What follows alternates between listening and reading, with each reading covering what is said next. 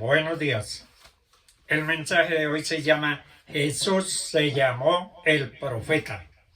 Los discípulos convivieron con Jesús varios años. Al principio no sabían verdaderamente quién era Él. Hasta después de su resurrección comprendieron completamente quién era Jesús. A lo largo de la historia, científicos, teólogos y filósofos e historiadores han tratado de encontrar los rastros de Jesús.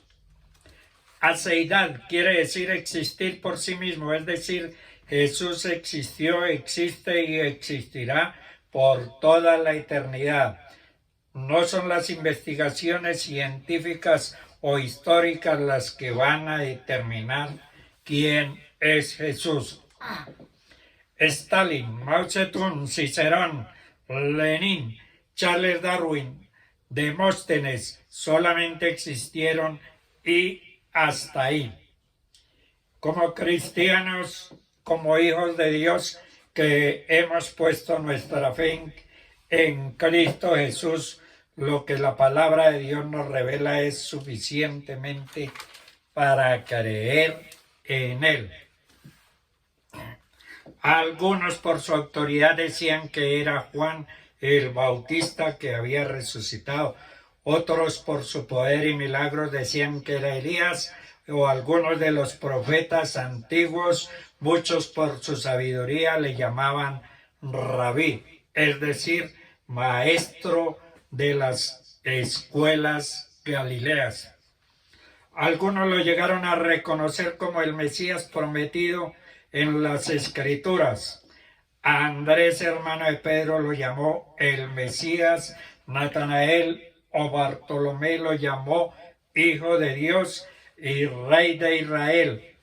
Pedro lo llamó el Cristo, Hijo del Dios viviente.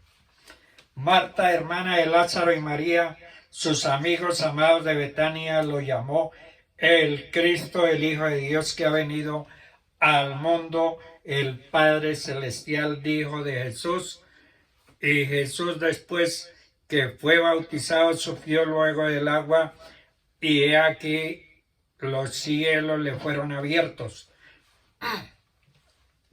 Jesús dijo de sí mismo, Jesús afirmó que el Rey y el Padre eran uno mismo.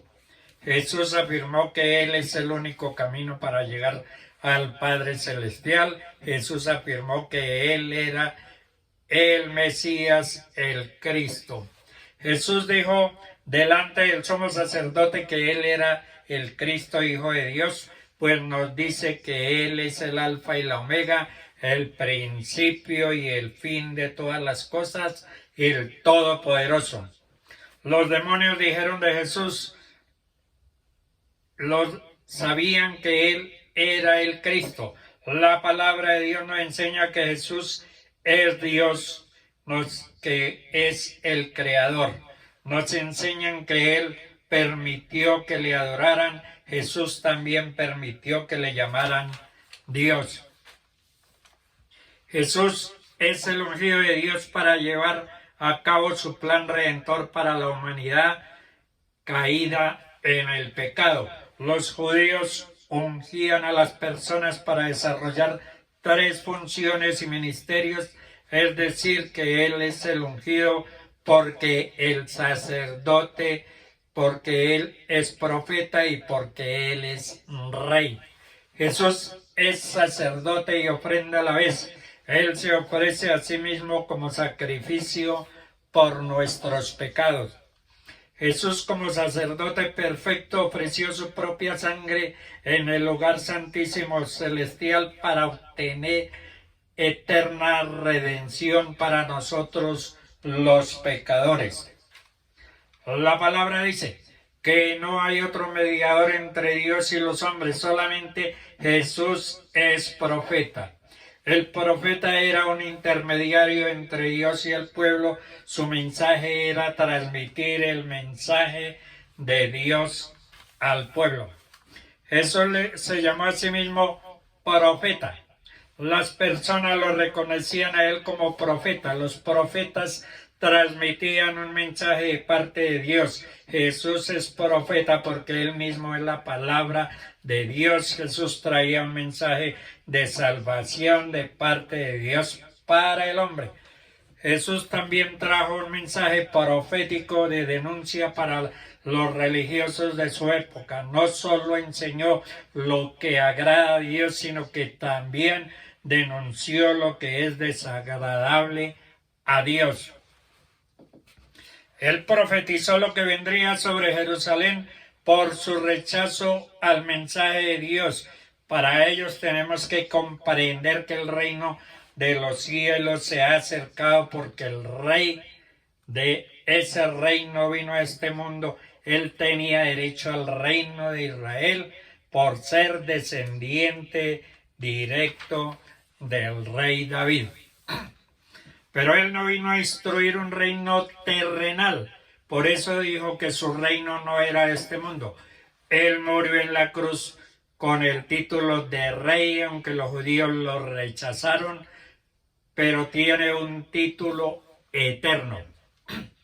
En Mateo 11:27 dice: nadie conoce al Hijo sino el Padre, y aquellos a quienes el Hijo se lo quiera dar a conocer. Nadie puede venir a mí si no lo atrae el Padre que me envió. Conocer a Jesús no es algo meramente mental, es algo que hay que experimentar. Es fácil conocer a Jesús intelectualmente porque la religión y la misma sociedad nos lo han enseñado. Pero esto no es lo que Dios quiere para nosotros. Dios quiere que le conozcamos a profundidad y en intimidad, y esto solo es posible a través de un encuentro personal y de una relación personal con Jesús. Pablo comprendió esta necesidad y dijo que todo lo tenía por basura a fin de conocerle, y el poder de su resurrección y la participación de sus padecimientos, llegando a ser semejante a él en su muerte. Para poderlo conocer en intimidad hemos de morir con él y experimentar compartir su vida de resurrección, no solamente en doctrina, sino en la práctica. Tiene que haber un día cuando morimos a todo lo que somos en la carne. Si no morimos con él, no podemos resucitar con él. Llegamos a conocerle participando en sus padecimientos. En estos padecimientos llegamos a conocerle mejor. Aprendemos a vivir como él y tenemos comunicación con él, teniendo experiencias semejantes a las suyas. Pablo en la cárcel vivió la experiencia de Jesús cuando él fue prendido y pasó la noche como preso con falsas acusaciones. Vivió como Cristo cuando fue acusado falsamente, cuando sus amigos le abandonaron, y experimentó como Cristo cuando pasó por el abandono de sus discípulos. Al pasar hambre y sed, comprendió a Cristo cuando pasó por lo mismo. En los intentos contra su vida vivió lo mismo que su Señor. No importa las experiencias difíciles que tengamos que pasar en este conocimiento íntimo del Señor, porque Pablo también nos enseña que cuando somos partícipes de sus sufrimientos y su muerte, también viene sobre nosotros el poder de su resurrección. Este poder nos dará las fuerzas necesarias para levantarnos, sea cual sea nuestra dificultad. Solo 3 días en la tumba, al tercer día resucitó. Tus sufrimientos tienen fecha de caducidad, porque el poder que levantó a Cristo también nos levantará del lugar en que nos encontremos. Si Jesús es la cabeza de la iglesia, Él es quien tiene autoridad sobre ella. Así también Él es el principio, o sea, el creador, quien dio origen a todas las cosas. Además, Él es el primogénito, el más importante. Él es el con mayor autoridad y poder entre los muertos. Tanto era su poder que ni la muerte lo pudo retener. Si Jesús tiene el primer lugar en la iglesia y en la creación, Él también debe tener el primer lugar en nuestras vidas. Jesús se encontraba con sus discípulos de una aldea a otra, y un día que se dispuso a pasar el mar de Galilea cerca de Capernaum, y yendo por el camino, una escriba se acercó a Jesús. Dice en Lucas 9:57, dice: Señor, te seguiré a donde quiera que tú vayas. Este hombre, al ver multitudes siguiendo a Jesús, al ver el entusiasmo de los seguidores de Jesús, le dice que lo seguirá a cualquier lugar donde vaya. Hoy hacen falta personas que se comprometan y quieran seguir a Jesús a donde quiera que Él esté. Voluntariamente se está ofreciendo para seguir a Jesús. Esta era una tarea muy ardua, ya que debía dejar todo e irse con Jesús por las tierras de Judea, Galilea, Samaria y hasta lo último de la tierra.